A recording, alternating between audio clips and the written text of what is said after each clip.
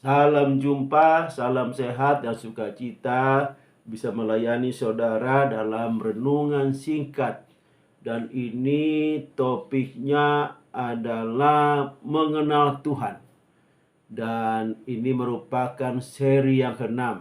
Saudara, mudah-mudahan dalam 20 menit ke depan ini kita bisa selesaikan mengenal Tuhan. Walaupun masih banyak saudara, mestinya masih banyak lagi firman Tuhan yang bisa kita gali dalam hal mengenal Tuhan. Nanti kita lihat saja apakah waktunya cukup untuk 20 menit saudara.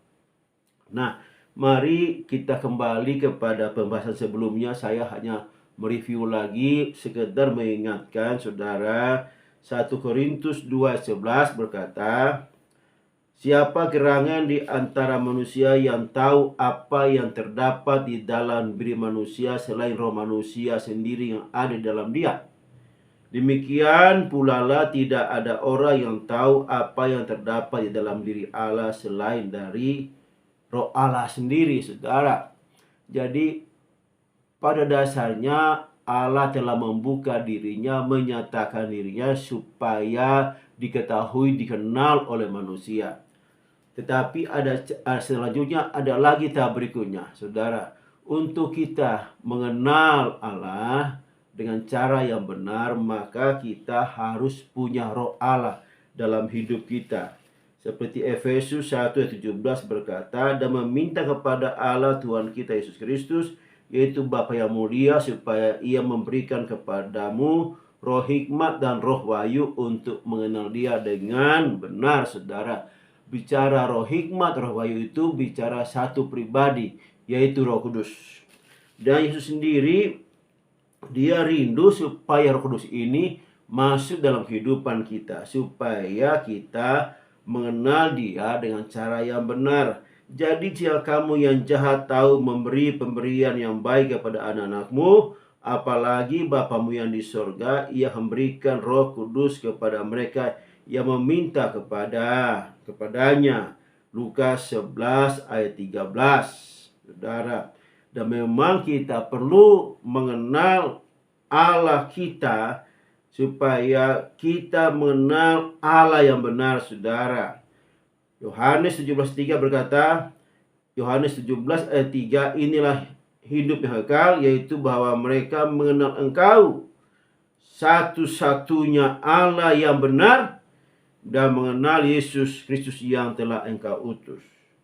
Saudara, jadi kerinduan dari Bapa, dia sudah menyatakan dirinya kepada manusia. Selanjutnya dia mau rohnya berdiam diri dalam kita supaya kita dapat mengenal dia dengan cara yang benar, saudara. Karena yang bisa mengenal Bapa hanya roh Bapa, dan kita perlu roh itu dalam kehidupan kita. Dan kita kemarin sudah juga membahas bagaimana caranya supaya Roh Kudus itu masuk dalam hidup saya, dalam hati saya. Kita mulai membuka dari kitab Yeremia 36 ayat 25 sampai 27. Saya bacakan buat kita semua. Yehezkiel 36 ayat 25 sampai 27. Sekali lagi Yehezkiel 36 ayat 25 sampai 27. Firman Tuhan, aku akan mencurahkan kepadamu air jernih yang akan mentahirkan kamu dari segala kenajisanmu dan dari semua berhala-berhalamu. Aku akan mentahirkan kamu. Ayat 26, kamu akan kuberikan hati yang baru dan roh yang baru di dalam batinmu, dan aku akan menjauhkan daripadamu, dari tubuhmu hati yang keras, dan kuberikan kepadamu hati yang taat. Rohku, ayat 27, rohku, Roh Kudus, ini bicara roh Tuhan, ya. Rohku akan kuberikan diam dalam batinmu, dan aku akan membuat kamu hidup menurut segala ketetapanku, dan tetap berpegang pada peraturan-peraturanku dan melakukannya, saudara.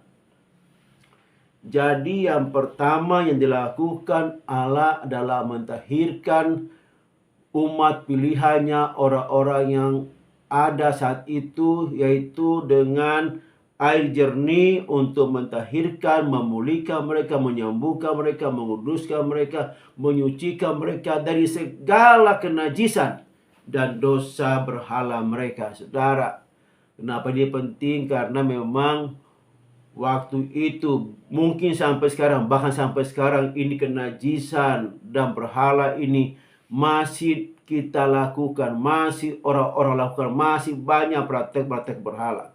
Pertama tentang kenajisan itu perbuatan cabul, saudara, perbuatan najis, saudara, perzinahan, saudara, kawin-mawin dengan bukan orang istrinya atau suami, atau kawin mawin sebelum menikah, saudara, itu semuanya perzinahan dan menghasilkan anak-anak haram dalam hidup mereka, saudara. Dan itu sangat dibenci Tuhan, saudara. Perzinahan jasmani ini sangat dibenci Tuhan. Itu perzinahan percabulan, saudara. Menikah sebelum ada peneguhan dari gembala atau pendeta, itu dilakukan semuanya. Itu adalah perzinahan dan akan menghasilkan anak-anak haram, dan Tuhan sangat benci kepada perzinahan ini, saudara. Nah, kalau kita membaca kenapa dia benci sampai dia luar biasa kutukannya kepada orang-orang yang melakukan ini.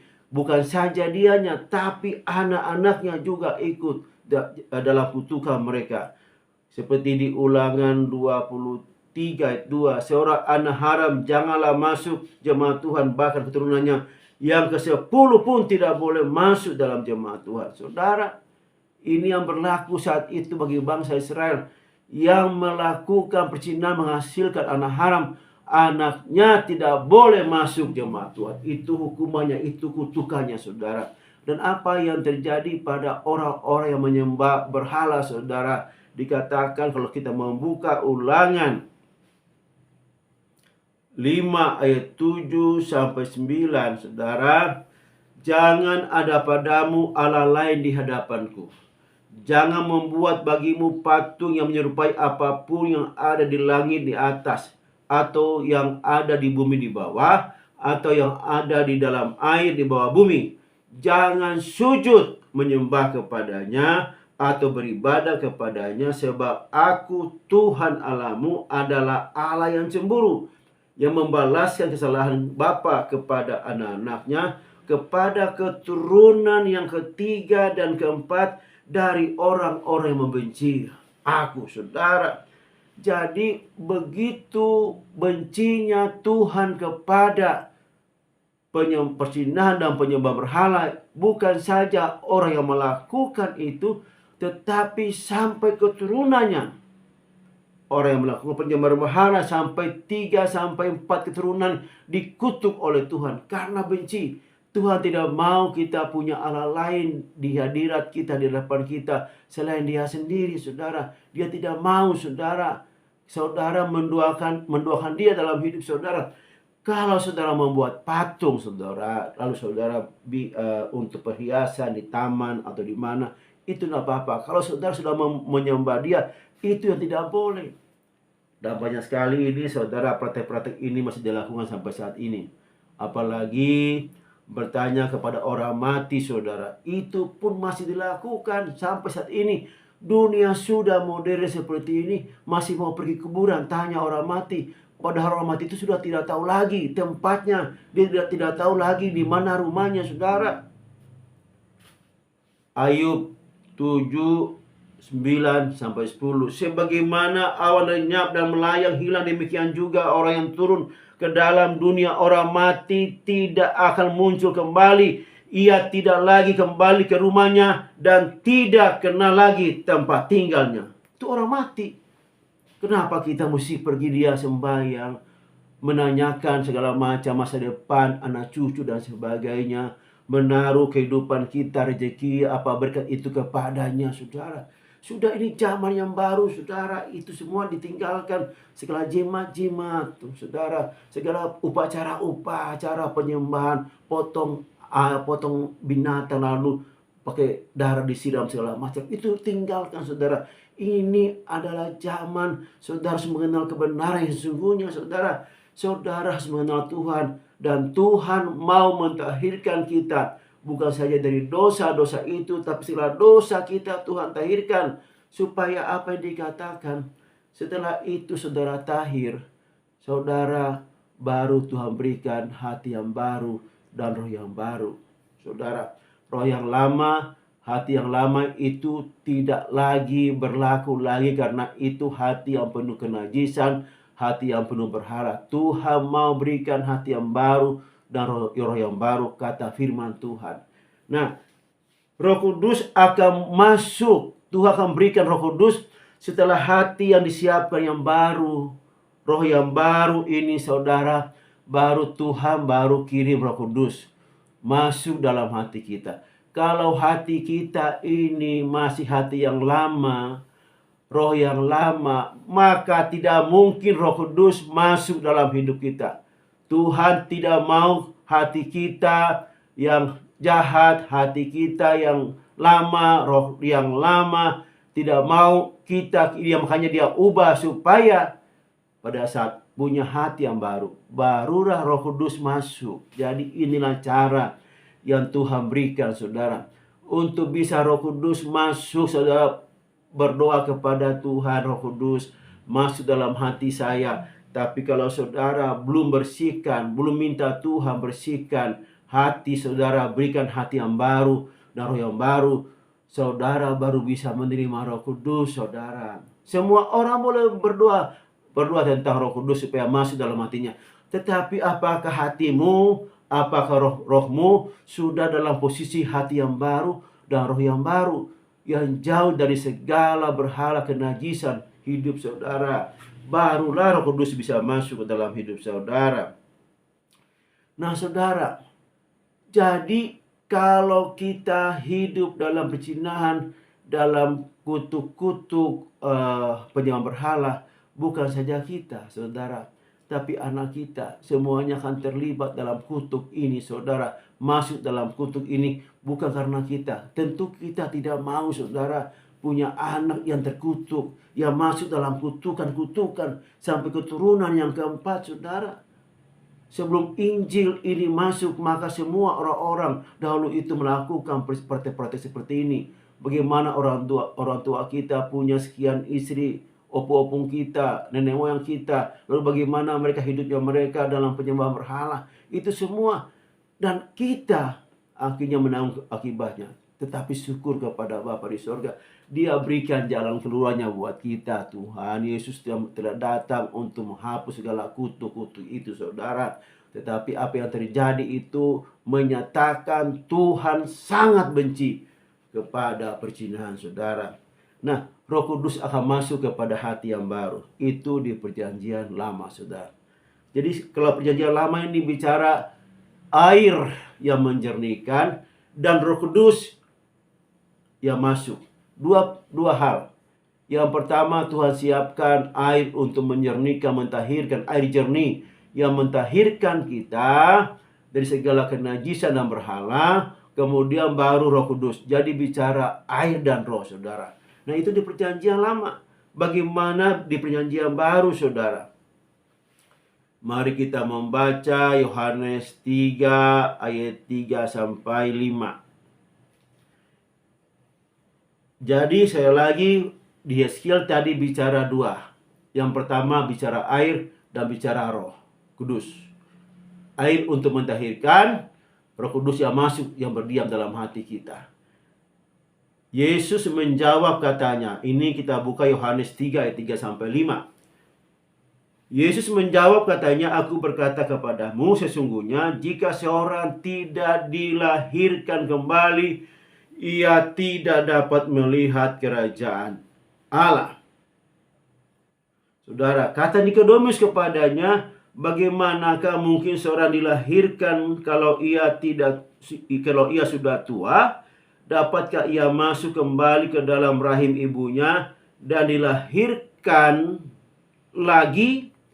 Jawab Yesus, aku berkata kepadamu, sesungguhnya jika seorang tidak dilahirkan dari air dan roh, ia tidak dapat masuk ke dalam kerajaan Allah. Haleluya.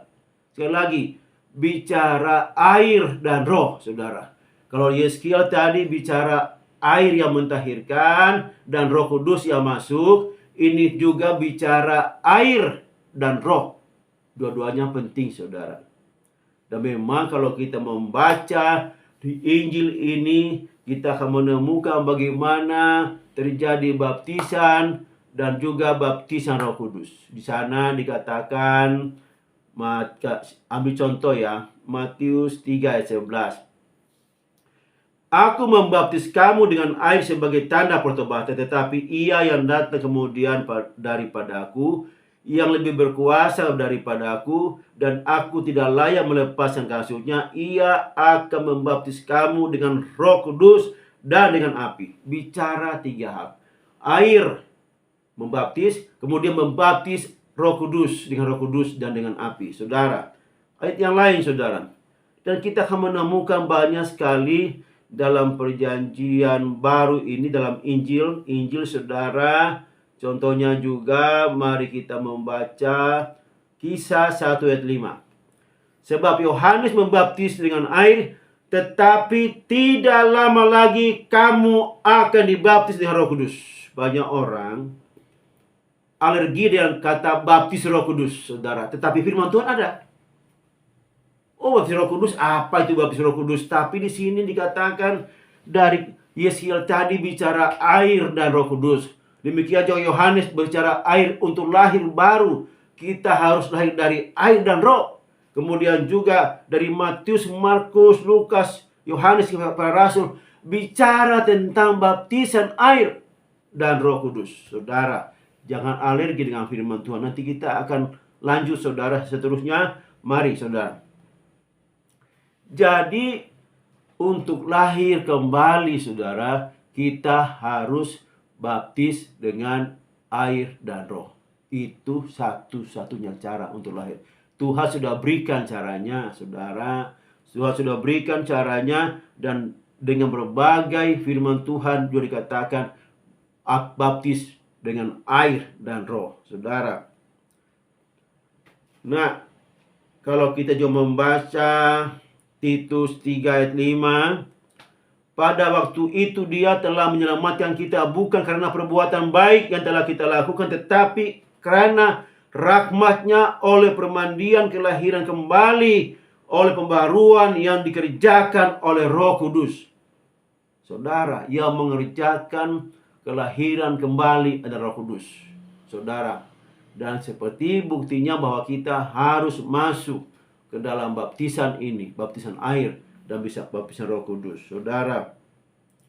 Nah, untuk menerima Roh Kudus itu bagaimana caranya? Setelah kita bicara baptisan tadi. Nah, ini akan saya sampaikan berikut ini. Mari, saudara. Yesus janji bila pada muridnya, jangan engkau meninggalkan Yerusalem sampai janji Bapa itu datang kepadamu. Ya, janji yang mana, saudara? Janji Kisah Para Rasul ayat 8, tetapi kamu akan menerima Roh Kudus kalau Roh Kudus turun atas kamu, dan kamu akan menjadi saksiku di Yerusalem dan di seluruh Yudea dan Samaria dan sampai ke ujung-ujung bumi. Jadi sebenarnya janji akan Roh Kudus ini akan diberikan kepada orang-orang percaya. Ini sudah memulai Yesus sendiri yang berkata kepada murid-murid, jangan engkau meninggalkan Yerusalem menunggu janji Bapa di sana. Karena pasti seperti janji-janjinya pasti akan terjadi. Ternyata yang terjadi itu mereka menunggu di kamar loteng atas. Ada sekian murid, 120 orang semuanya, saudara. Apa yang terjadi saat itu? Kisah 2 ayat 1-4. Saya bacakan semuanya. Ketika tiba hari Pentakosta, semua orang percaya berkumpul di situ, di satu tempat. Tiba-tiba turunlah dari langit suatu bunyi seperti tiupan angin yang keras, memenuhi seluruh rumah di mana mereka duduk. Dan tampaklah kepada mereka lidah-lidah seperti nyala api yang bertebaran dan hingga pada mereka masing-masing. Maka penuhlah mereka dengan Roh Kudus. Lalu mereka berkata-kata dalam bahasa-bahasa lain seperti yang diberikan oleh Roh Kudus itu kepada mereka untuk mengatakannya. Inilah saatnya mereka menerima baptis. Kamu dibaptis dengan air, tetapi tidak lama kemudian kamu akan dibaptis dengan Roh Kudus. Ini yang terjadi, saudara. Penggenapannya dimulai awalnya pada Kisah Para Rasul 2 ayat 1 sampai 4 ini.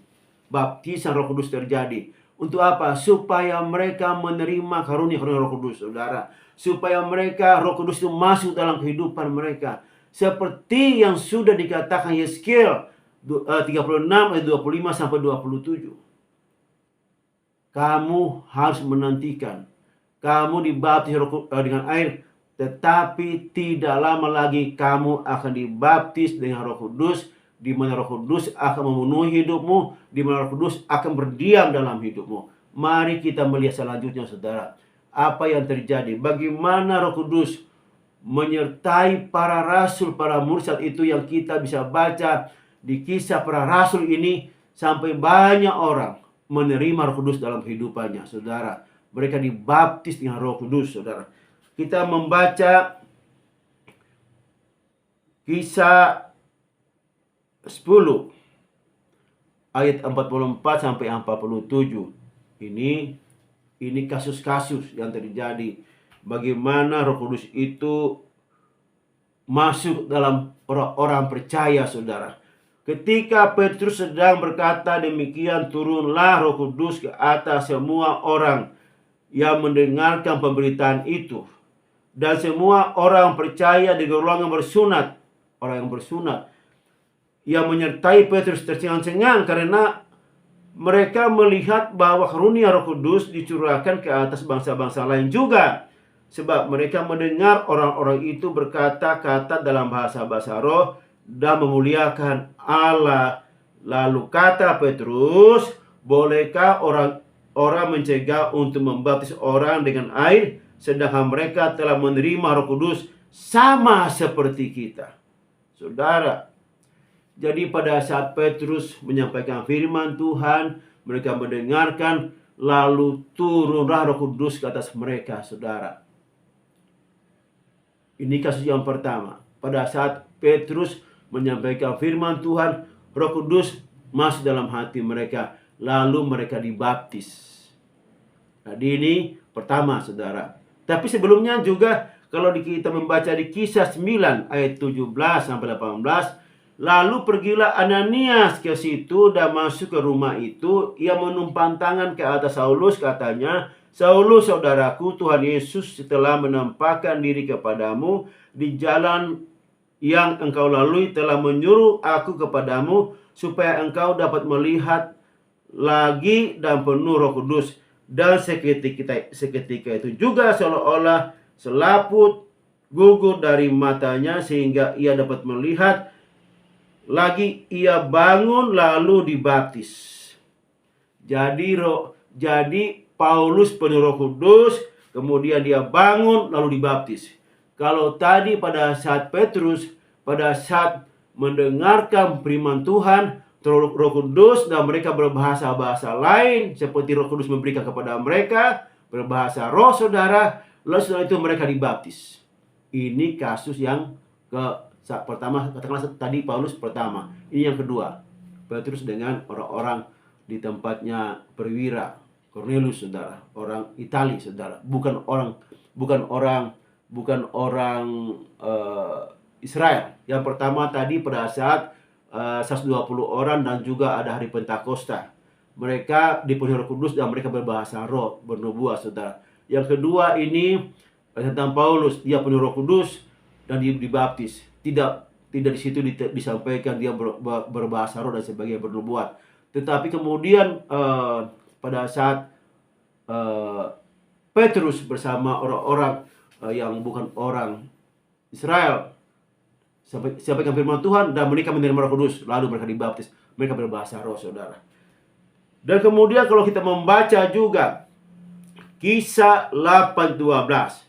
Kisah 8:12. Tetapi sekarang mereka percaya kepada Filipus yang memberitakan Injil tentang kerajaan Allah dan tentang nama Yesus Kristus, dan mereka memberi mereka dibaptis baik laki-laki maupun perempuan, saudara.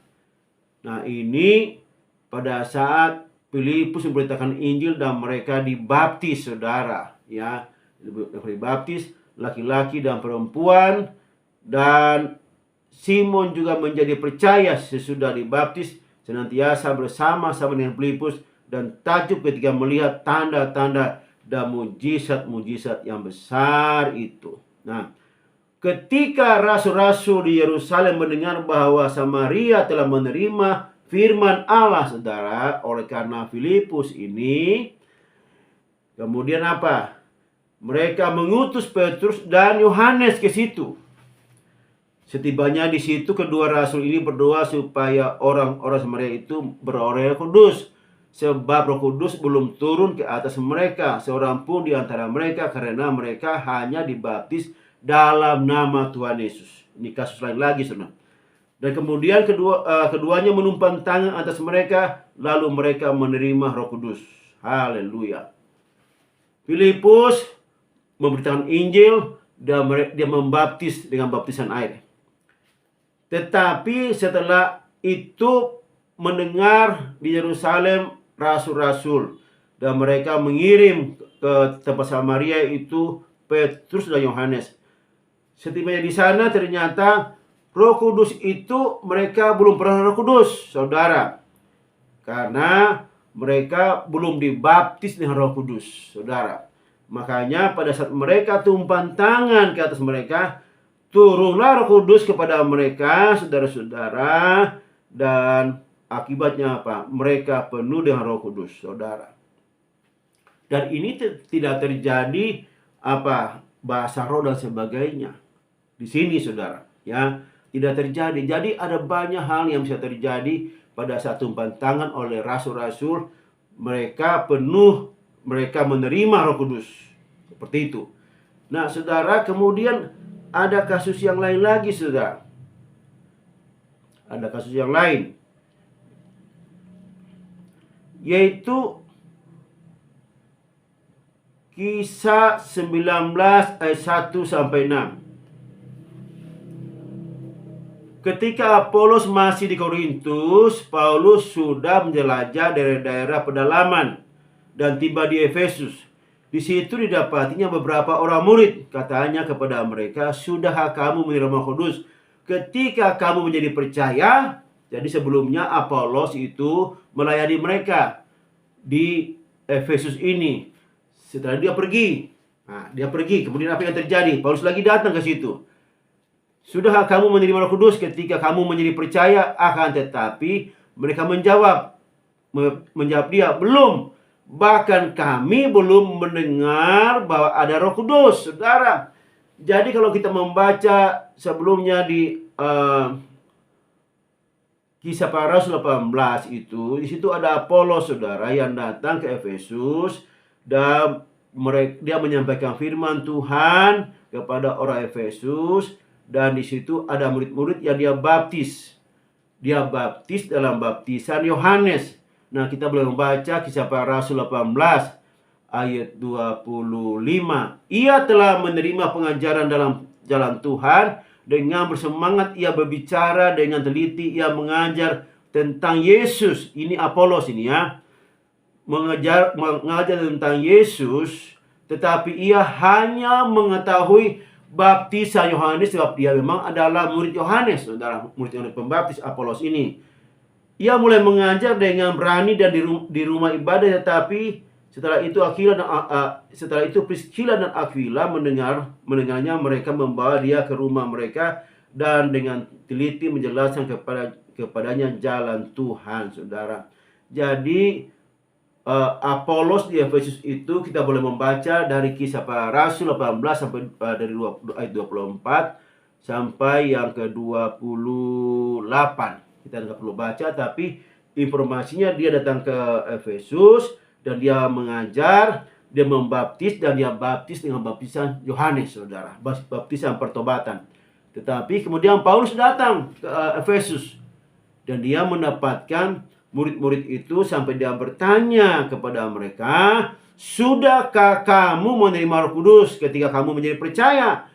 Akan tetapi mereka menjawab, "Belum, bahwa kami belum pernah mendengar bahwa ada Roh Kudus." Ini luar biasa, saudara, kasus ini. Mereka sudah percaya dan dibaptis dengan baptisan Yohanes, tetapi mereka belum mendengar tentang Roh Kudus, saudara. Lalu kata Paulus kepada mereka, kalau begitu dengan baptisan manakah kamu telah dibaptis? Dengan jawab mereka, dengan baptisan Yohanes. Saudara, lalu apa kata Paulus? Baptisan Yohanes adalah baptisan orang yang telah bertobat, dan ia berkata kepada banyak orang, 12 orang ini, bahwa mereka harus percaya kepada Dia yang akan datang kemudian daripadanya, yaitu Yesus. Ketika mereka mendengar hal itu, mereka kembali memberi diri mereka dibaptis dalam nama Tuhan Yesus. Terjadi 2 kali baptisan, saudara. Yang pertama oleh Apolos, mereka di Efesus ini 12 orang ini dibaptis dengan baptisan Yohanes. Kemudian oleh Paulus diulang lagi. Nah, kamu harus dibaptis, kamu harus percaya kepada Yesus, dan kamu harus dibaptis dalam nama Yesus, atau dalam nama Bapa, Anak, dan Roh Kudus, dalam nama Yesus. Jadi ada terjadi pengulangan, karena baptisan Yohanes itu adalah baptisan pertobatan. Kalau saudara pencuri, engkau bertobat, engkau dibaptis. Kalau saudara pezina, engkau bertobat, engkau dibaptis. Tidak ada kata-kata dalam nama Bapa, Anak, Roh Kudus. Karena baptisan Yesus ini terjadi setelah Dia mati, Dia bangkit, Dia naik ke surga. Saudara, sebelumnya tidak ada baptisan. Karena baptisan Yesus ini adalah baptisan di mana kita menjadi satu dengan kematian, dengan penguburan, dan juga penderitaannya, dan kebangkitannya, saudara. Ini yang disebut baptisan Kristus, yaitu beda dengan baptisan Yohanes, saudara. Baptisan Yesus adalah baptisan di mana kita menjadi satu seperti Yesus yang mati, yang kemudian yang dikubur, yang menderita dan sebagainya, kemudian Dia bangkit, dan kita akan mengalami hal itu, saudara. Makanya baptisan itu penting sekali, karena merupakan suatu penyatuan kita. Kita masuk dalam persekutuan Bapa dengan Anak, itu Yesus Kristus, saudara. Itulah baptisan. Dan saudara, wah, ini sudah posisi menit yang 32. Saya selesaikan saja ya, saudara. Sebagaimana Allah dahulu menciptakan manusia dengan tangannya, saudara. Menciptakan, membuat dia dengan tangannya. Demikian juga kita harus diciptakan lewat Yesus Kristus dengan kelahiran baru, yaitu dengan air dan Roh. Pada saat kita masuk ke dalam air, di dalam situ ada manifestasi Roh Kudus. Ada kuasa Roh Kudus yang bekerja di dalam situ, membuat kita hidup baru. Sehingga apa, saudara? Kalau kita sudah dibaptis, saudara, maka terjadi penyatuan kita dengan apa yang dialami Yesus Kristus. Sekali lagi, kita kembali kepada tujuan kita awal. Bagaimana saudara menerima Roh Kudus? Ada banyak cara, saudara. Tuhan berbicara, Tuhan menyatakan caranya dengan berbagai cara. Tetapi satu-satunya cara, engkau percaya dulu kepada Yesus Kristus. Seperti pada saat terjadinya sama Petrus, sama orang-orang Kornelius. Mereka menerima Roh Kudus, mereka percaya, yang ternyata Roh Kudus masuk dalam hidup mereka. Itu mereka percaya. Kemudian bagaimana dengan Rasul Paulus?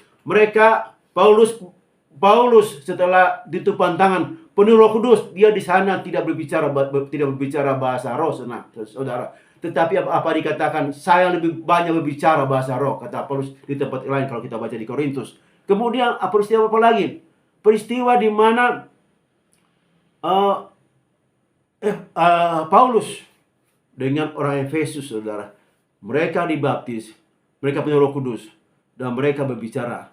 Jadi ada banyak cara, ada sekian cara. Mungkin saudara menerima Yesus, tetapi tiba-tiba setelah saudara di rumah, saudara dibaptis dengan Roh Kudus. Roh Kudus masuk dalam hidup saudara, saudara bisa berbicara bahasa roh.